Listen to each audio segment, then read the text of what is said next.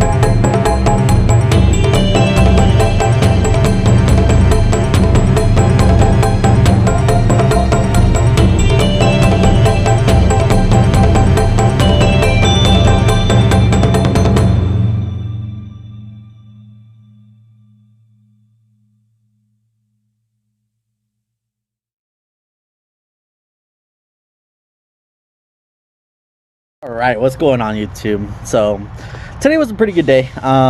We got about 400 something miles in. We delivered in Home Depot today in Missoula, Montana, and we're actually headed down to Idaho, one of our Payette yards over there. Payette, Idaho. There's a load we're taking. Probably gonna get this ELD sold out in Denver. I think he's pretty ready, so we'll see how he does. If not, this load is going to Georgia. If he doesn't feel ready, then we'll just kind of keep it pushing to Georgia. So anyways, this video I just kind of really want to talk about my experiences with Made Trucking anyway. So it's been about a year and a half. I guess it's kind of my year and a half review, I guess. Kind of tell you how everything kind of went down for me at Made Trucking. So when I first started Made Trucking, I came out of driver school, my CDL school, just like anybody else. I was gonna go to Covenant, but the only reason I started this truck driving thing was because of my dog, as you've probably seen in these videos. The only reason I wanted to be a truck driver is just because I could kind of have something to kind of hang around with her.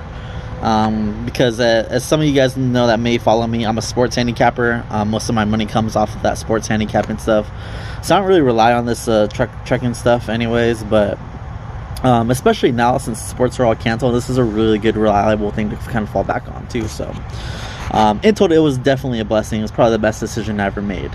So why Made Trucking?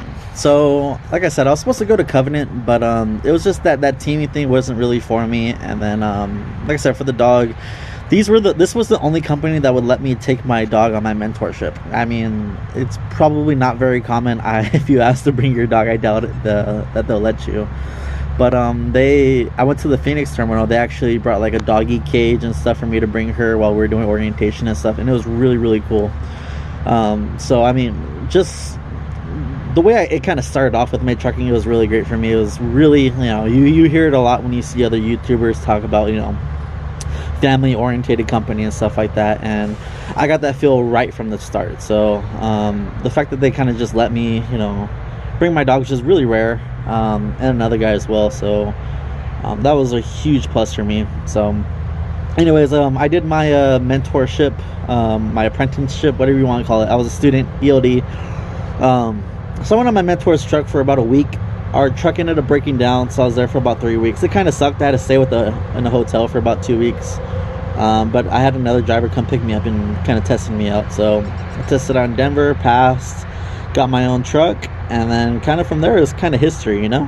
But the first 3 months really were pretty trying for me, because when I was on my mentor's truck, I didn't really learn anything. When I didn't know how to slide a fifth wheel. I didn't really know how to, you know, plan out my trips or anything. I knew the book stuff, I knew the Atlas stuff. It's because, you know, we're in a hotel for 2 weeks, and you know, I study, like I'm a bookworm and stuff. So yeah, all that stuff was good. It's just like the hands-on stuff, the hands-on skills, I didn't really get much time in. So when I actually did solo out, it was pretty tough for me. On the first couple months, I sucked at backing. I was so bad at backing. I had to watch like YouTube videos. I was scared to park at night. I'll just do pull-throughs. I'll try to stop like at 3 or 4 p.m. when there's more parking, in case I had to back. I'll have to back between like 3 or 4 trucks. So it was the first couple months were pretty rough for me, I think, just because I was kind of lost. And I kind of take that now like as a personal challenge. Like when I have my own ELDs, like I don't want them to experience that now. So that's kind of why I'm making these videos as well. It's kind of how I treat my ELDs when I'm mentoring them. I really make sure that we put in the hands-on stuff to, you know, get that backing time in, slider fifth wheel, slider tandems, you know, practice all of these skills that you're gonna have to use every single day. So yeah, that was my first couple months. Was a little bit rough, unfortunately, but in total, I mean, it was good. I got decent miles. I wasn't running too hard. I was on Western 11. I was probably getting like 8,000-9,000 miles a month, which is pretty good, just because that's kind of how I was running. Yeah, so in total with Made Trucking, like I haven't really had too many bad experiences. I've been broke down a couple of times, but it was honestly my fault.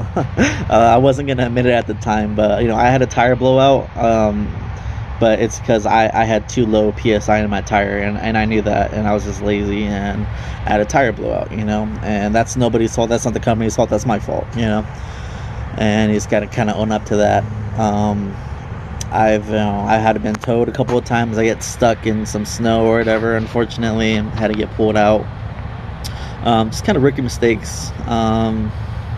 But yeah, I haven't really had anything bad. I haven't had accidents. I haven't been late to any loads. Even if you feel like you are going to be late to a load or whatever, this company's super chill. Like if like weather stopping you or something, like their number one priority is always going to be your safety. So I mean, this is really why I love this company. It's just because it's all about safety. They give you plenty of time.